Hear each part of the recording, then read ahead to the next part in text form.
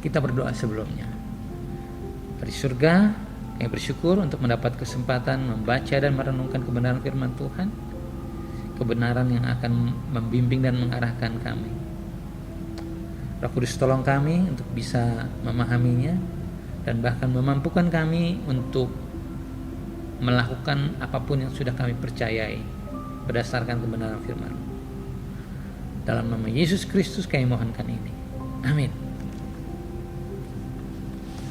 Pada kesempatan ini saya mau berbicara mengenai pertemanan. Ada pepatah lama, bahkan disebut ini pepatahnya orang Filipina katanya, mengatakan bahwa tell me who your friends are and I'll tell you who you are. Secara gampang, dalam terjemahan bebas, artinya adalah tunjukkan siapa temanmu, maka akan kuberitahukan siapa kamu. Dengan kata lain, kamu adalah siapa temanmu. Dengan siapa kamu bergaul, itulah kamu. Saya mau kita baca dari Lukas 7 ayat 34. Lukas 7:34 mengatakan begini. Ketika Yesus dibanding-bandingkan dengan Yohanes Pembaptis, Yesus kemudian mengatakan, lebih baik saya baca dari 33. Karena Yohanes Pembaptis datang, ia tidak makan roti dan tidak minum anggur, dan kamu berkata, ia kerasukan setan. Kemudian Anak Manusia datang, ia makan dan minum, dan kamu berkata, lihatlah, ia seorang pelahap dan peminum, sahabat pemungut cukai dan orang berdosa. Apa yang dikatakan Yesus sebenarnya adalah Yesus mengatakan kembali apa yang dikatakan orang-orang mengenai dia. Secara khusus para pencelanya yang menyebut dia sebagai sahabat pemungut cukai dan orang berdosa. Mereka tidak menyebut Yesus pendosa. Mereka mencela Yesus karena berteman dengan orang pendosa, dengan orang-orang yang berdosa, dengan para pemungut cukai. Jadi kalau kita kaitkan dengan pepatah tadi, tunjukkan siapa teman Yesus, maka akan kuberitahukan siapa Yesus. Agak mengejutkan bagian ini. Sebenarnya yang mau dikatakan para pencela itu adalah mereka membentuk opini publik. Kalimat sebenarnya yang ingin mereka ucapkan tentang Yesus adalah tidak mungkin orang ini seorang nabi. Tidak mungkin orang ini orang benar. Lihat saja siapa temannya. Kira-kira seperti itu. Semua orang, kita berdosa. Yesus datang bagi kita. Itu misinya. Hanya saja sebagian orang merasa sebagai orang benar dan tidak merasa perlu bergaul dengan Yesus. Alih-alih mengoreksi diri, mereka justru meninggikan diri dan merasa lebih baik dari kelompok pembuat dosa. Kita sebut mereka legalis. Para legalis ini bahkan mencela Yesus yang berteman dengan orang yang berdosa.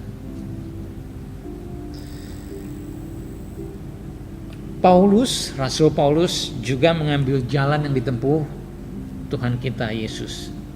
Ketika dia mengatakan dalam 1 Korintus 9 ayat 20, demikianlah bagi orang Yahudi, aku menjadi seperti orang Yahudi, supaya aku memenangkan orang Yahudi.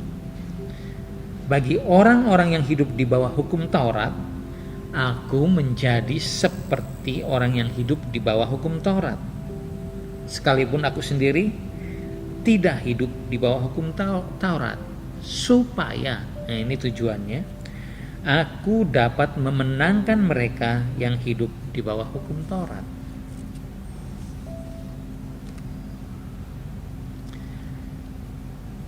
Yesus dan Paulus tidak berteman dengan orang lain untuk meniru perilaku mereka. Yesus dan Paulus berteman dengan mereka supaya bisa mengimpartasikan kebenaran dan membagi keteladanan hidup.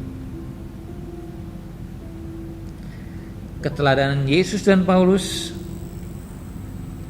yang kita baca tidak menghapus kebenaran lain, yaitu bahwa memilih teman adalah hal yang penting, karena teman dapat mempengaruhi sikap dan perilaku kita. Ayat Alkitab yang sangat jelas mengatakan adalah 1 Korintus 15 ayat 33. Rasul Paulus menulis, mengingatkan jemaat di Korintus, janganlah kamu sesat. Pergaulan yang buruk merusak kebiasaan yang baik. Lagi Rasul Yakobus juga mengingatkan dalam Yakobus 4 ayat 4. Hai kamu orang-orang yang tidak setia, tidakkah kamu tahu bahwa persahabatan dengan dunia adalah permusuhan dengan Allah? Jadi barang siapa hendak menjadi sahabat dunia, ini, ia menjadikan dirinya musuh Allah.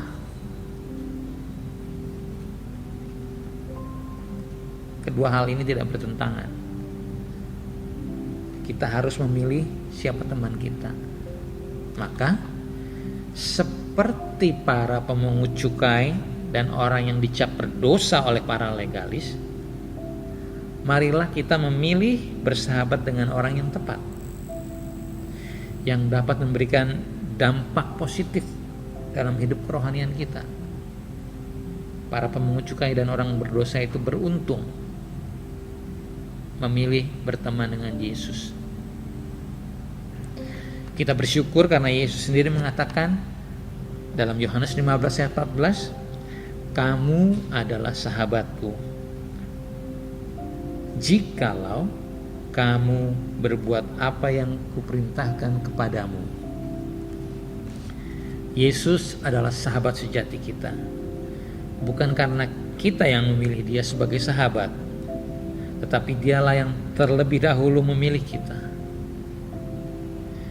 Jika kita sudah menjadikan dia sebagai sahabat, maka kita juga harus menempuh jalannya, menjadi sahabat bagi orang yang belum mengenal kebenarannya.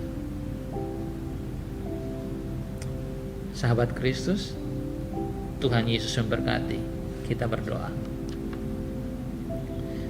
Bapa di surga, kami bersyukur kami boleh belajar bagaimana Yesus bersahabat dengan orang-orang berdosa, bukan untuk meniru menjadi sama dengan mereka. Sebagaimana dikatakan Paulus, kami harus berbeda dengan dunia ini. Kami ada di dunia untuk menjadi garam dan terang, mengimpartasikan nilai-nilai Injil dalam diri orang-orang lain. Dan untuk itu kami harus berteman dengan mereka, menjadi teladan bagi mereka. Mampukan kami ya Roh Kudus. Dalam nama Kristus Yesus kami berdoa. Amin.